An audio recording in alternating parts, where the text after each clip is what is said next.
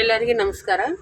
ಈ ಬ್ಲೌಸ್ಗಳು ನಾವು ಕಟ್ ಮಾಡ್ತೀವಲ್ಲ, ಸೈಜ್ ವಾಯ್ಸ್ ಯಾವ ಸೈಜ್ ಮೆಜರ್ಮೆಂಟ್ಗೆ ಆ ಸೈಜೇ ಡಾಟ್ಸ್ ಹಾಕಬೇಕಾಗುತ್ತೆ. ಈ ಡಾಟ್ಸ್ಗಳು ಮೇನ್ ಈ ಡಾಟ್ಸು 2 ಇಂಚು 2 ಇಂಚು ಡಿಫ್ರೆಂಟ್ ಇರುತ್ತೆ. ಬಟ್ ಈ ಡಾಟ್ ಮಾತ್ರ ಇದು 38 ಸೈಜ್ಗೆ ಯಾವ ಸೈಜ್ ಇರಬೇಕು, 30 ಸೈಜ್ಗೆ ಯಾವ ಸೈಜ್ ಇರಬೇಕು, ಈ ಥರ ಮೆಜರ್ಮೆಂಟ್ ಇದಕ್ಕೆ ಕಂಪಲ್ಸರಿ ನಾವು ಇದನ್ನು ಮೆಜರ್ ಮಾಡಬೇಕಾಗುತ್ತೆ.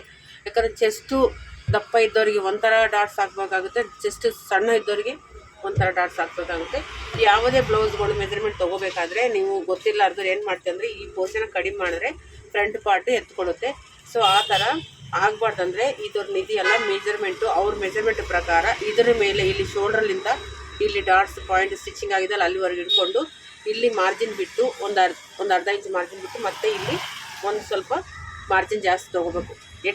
ಯಾವುದೇ ಕಂಡೀಷನ್ ಇದಕ್ಕಿಂತ ಕೂಡ 1.5 ಇಂಚು ನಾವು ಜಾಸ್ತಿ ಇಟ್ಕೋಬೇಕು. ಈ ಮೆಜರ್ಮೆಂಟ್ ಇದೆಯಲ್ಲ, ಈ ಮೆಜರ್ಮೆಂಟ್ಲಿಂದ ಈ ಮೆಜರ್ಮೆಂಟ್ಗೆ ಸ್ಟಿಚಿಂಗ್ ಮಾಡೋ ಬ್ಲೌಸ್ನಲ್ಲಿ 1.5 ಇಂಚು ಈ ಪೋರ್ಷನ್ ಜಾಸ್ತಿ ಇಡಬೇಕು.